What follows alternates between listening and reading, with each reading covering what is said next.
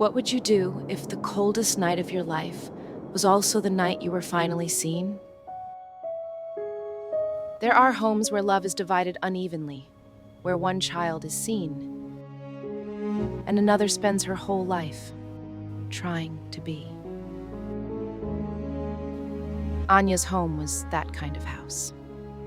She woke before anyone else, lit the fire, carried water from the well while the ground was still dark. And by the time her stepsister opened her eyes, breakfast was already on the table. Her father saw it, said little. He was the kind of man who told himself that staying quiet kept everyone safe. Anya had been carving since she was small, not because anyone taught her, because it was the one thing that was entirely hers.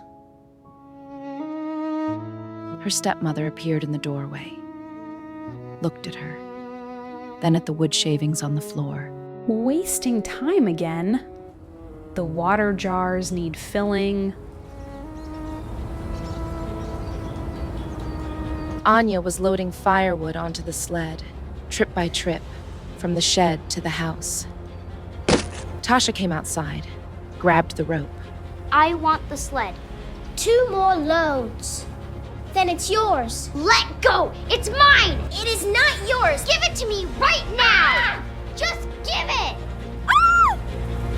One sharp pull and the whole load came down. Tasha went with it, her hand catching the sharp edge of a split log. My hand! Mama! I'm sorry, I didn't mean... Tasha, what happened? My hand. It's okay. I'm here. You've hurt your sister, scattered every log we had. So go, into the forest.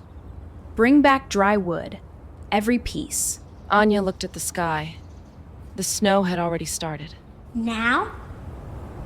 The stepmother's voice didn't rise. It never had to. Dry wood only. Don't come back with wet wood. Don't come back at all if you can't manage it.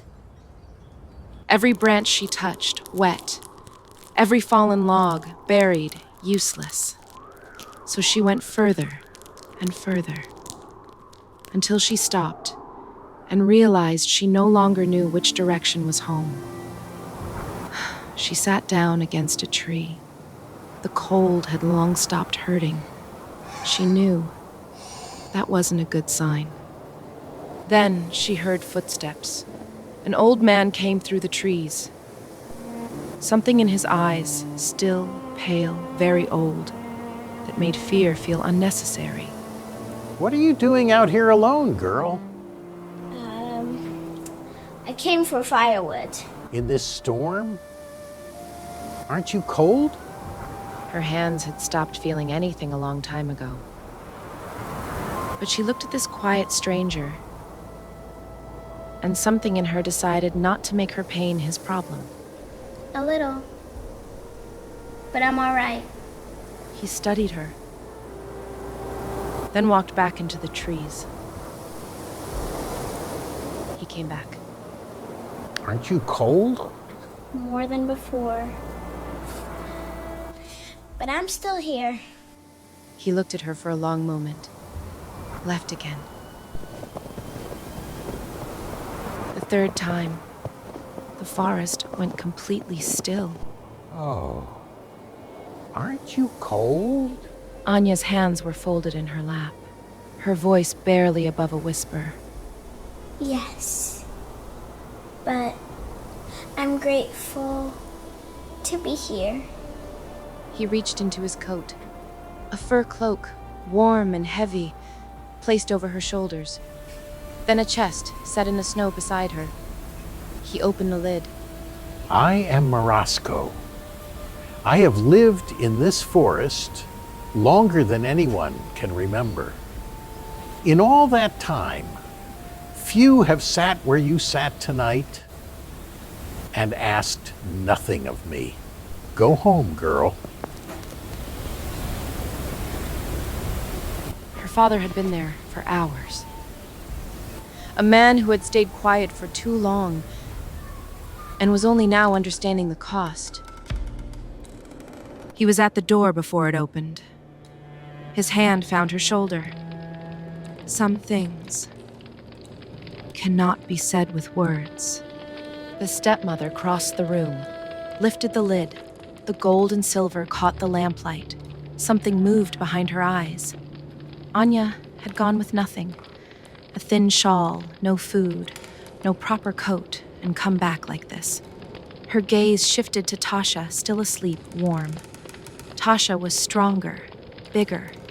If she sent her with warm clothes, the forest wouldn't be a problem. When she reached the deeper part, where the trees pressed close together, it didn't take long. The old man came through the trees. Aren't you cold?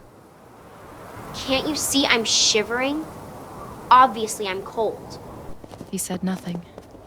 Turned, walked back into the trees. He came back. Aren't you cold? Why do you keep asking the same thing?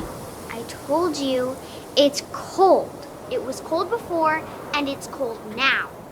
He looked at her. Said nothing. Left again. The third time, he was simply there, standing before her, waiting. Tasha's teeth were chattering. Her fingers had gone stiff inside the gloves. She looked at him, and her voice came out smaller than she meant it to.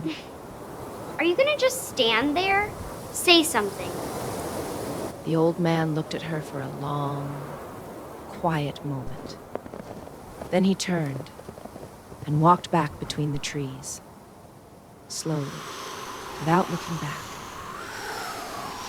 Russians have told this story for generations, not to teach children to fear the cold, but to remind them of something simpler. Kindness and humility, even in the hardest moments, are always seen.